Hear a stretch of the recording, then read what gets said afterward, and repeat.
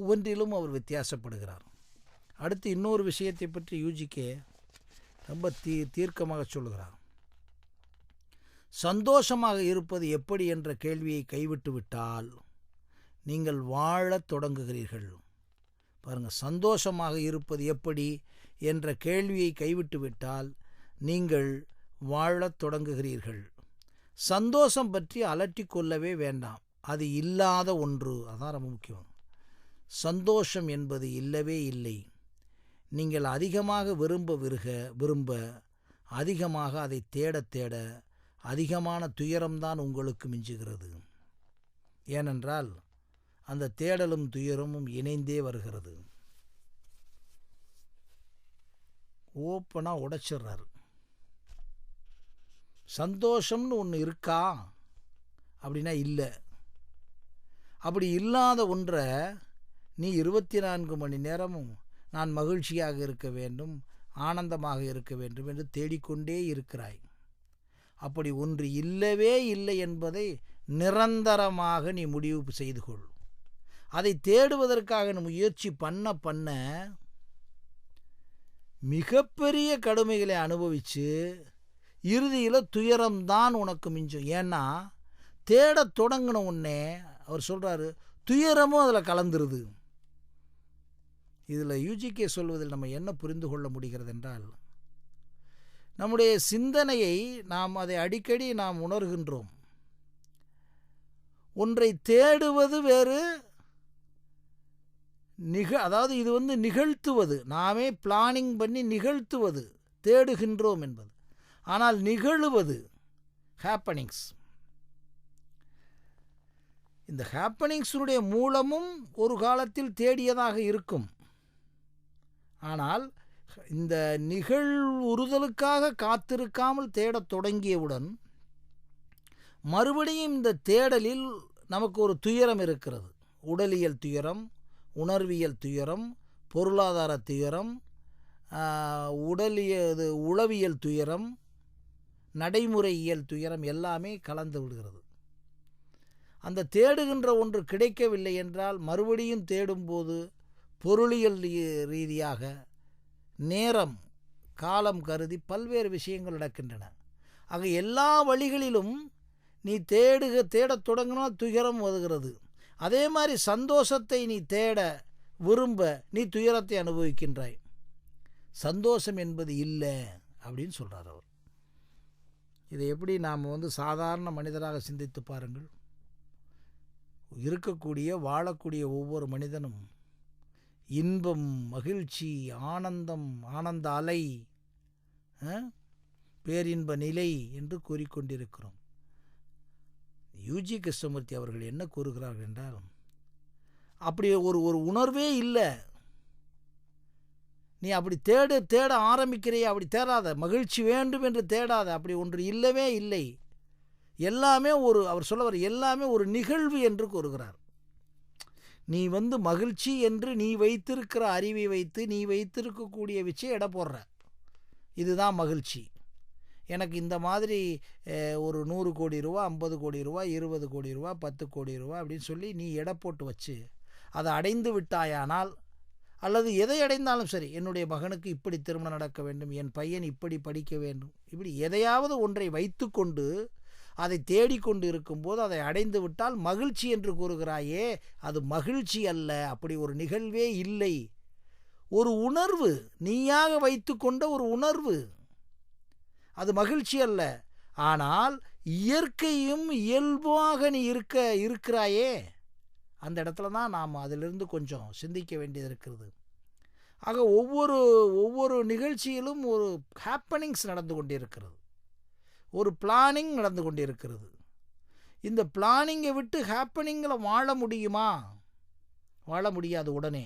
ஆனால் ஹேப்பனிங்ஸுக்குள்ளே வந்தீங்கன்னா, எப்படி 10 மாத குழந்தை அந்த 10 மாதம் கருவறையில் இருந்து அதற்குரிய தேதியிலே சிசரியன் இல்லாமல் வெளிவருகிறதோ, இதே மாதிரி தான் ஒவ்வொரு நம்முடைய உடம்பிற்குள் போடக்கூடிய தண்ணீராக இருக்கட்டும், அடிக்கடி நான் பேசிக்கொள்கிறோம், உணவாக இருக்கட்டும், தானாக செரித்து அது வெளியே வர வேண்டும். இப்படி ஒரு முறைகளிலும் ஒவ்வொரு செயலிலும் ஒரு ஒரு மலர் என்பது தானாக மலர வேண்டும், மொட்டு தானாக மலர வேண்டும். மரத்தில் இருக்கக்கூடிய பழம் தானாக கனிய வேண்டும். நாம் கனிய வைக்கிறோம் அல்லவா?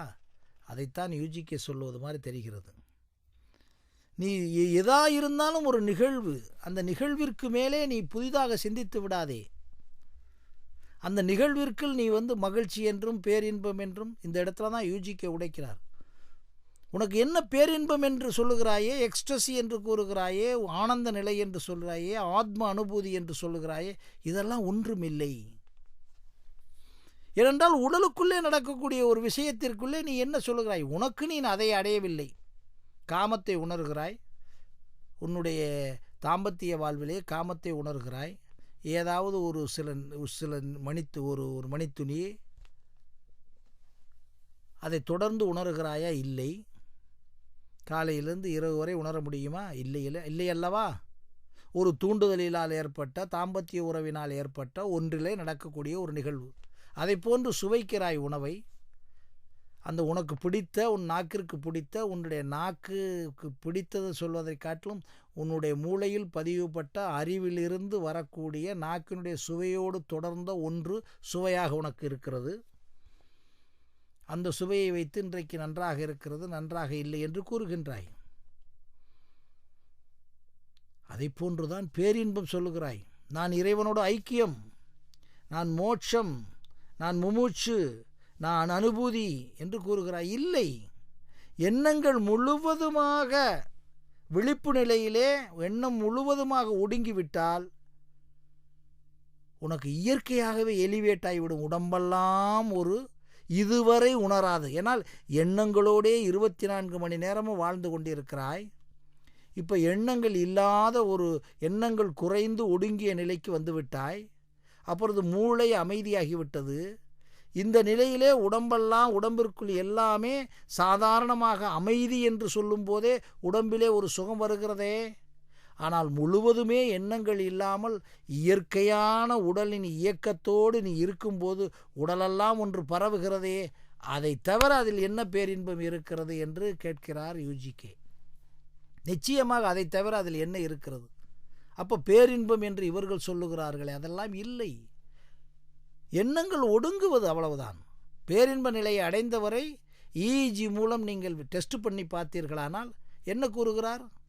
இப்போ நித்யானந்தா போய் அமெரிக்காவில் என்ன பார்த்து விட்டு வந்தார்? பெட் ஸ்கேனில் சொல்லுகிறார் அவர், எனக்கு எண்ணங்கள் முழுவதுமாக முடிந்தவுடன் அங்கிருந்து உடலிலே நிச்சயமாக உடலிலே ஒரு மாற்றம் வரத்தான் செய்யும். அதனால் அந்த உணர்வு வரத்தான் செய்யும். அதனால் அதுதான் கடவுள் இயக்கமா? இல்லை. உனக்கு நீ அதை சொன்ன மாதிரி இப்போ யூஜிகே சொன்ன அந்த சக்தியை வைத்திருக்கிறாய். எப்படி? அறிவை, எண்ணங்களை அனாவசியமாக எழுந்து விடாமல் பார்க்கும் சக்தியை வைத்திருக்கிறாய். இதற்கு புலனடக்கம் என்று கூறுகிறாய், பொறிகள் அடக்கம் என்று கூறுகிறாய். இப்பொழுது பேரை வைக்க ஆரம்பித்து விட்டாய், கடவுள் சக்தி என்று. இப்படி உடைக்கிறார். அப்பொழுதுதான் சொல்லுகிறார், மகிழ்ச்சி என்பது இல்லவே இல்லை. நீ புதிதாக அதற்கு ஒரு பெயரை வைத்து விடாதே. அப்படி இல்லை, ஒவ்வொன்றும் ஒரு நிகழ்வு என்று புரிந்து கொண்டாயானால் நிச்சயமாக உனக்கு எந்தவித பிரச்சனையுமே உள்ளே வராது என்று கூறுகின்றார். வாழ்க்கையின் உண்மையான பிரச்சனைகளை தீர்க்கும் ஏதோ ஒரு அறிவு இருப்பதாக கூறுகிறார்களே என்ற கேள்வியை கேட்கிறார்கள். அதாவது தீர்வு செய்யப்படுவதற்கு, அந்த தீர்வை முடிப்பதற்கு ஒரு அறிவு இருப்பதாக கூறுகிறீர்களா என்று கேட்கிறார்கள். வாழ்க்கையினுடைய உண்மையான பிரச்சனைகளை தீர்க்க வேண்டும் என்றால் அதற்கு ஏதோ ஒரு அறிவு இருப்பதாக கூறுகிறீர்களா என்று அவர்கள் திருப்பி திருப்பி கேட்கும்போது யூஜிகே அவர்கள் தீர்க்கமாக சொல்லுகிறார்கள், இல்லை, நிச்சயமாக இல்லை. இருந்து கொண்டும் பிரச்சனைகளை தீர்ப்பதற்கோ அல்லது புரிந்து கொள்வதற்கோ அந்த அறிவால் உங்களுக்கு உதவ முடியாது. ஏனென்றால் அந்த விதத்தில் பார்த்தால் பிரச்சனைகள் என்பதே கிடையாது.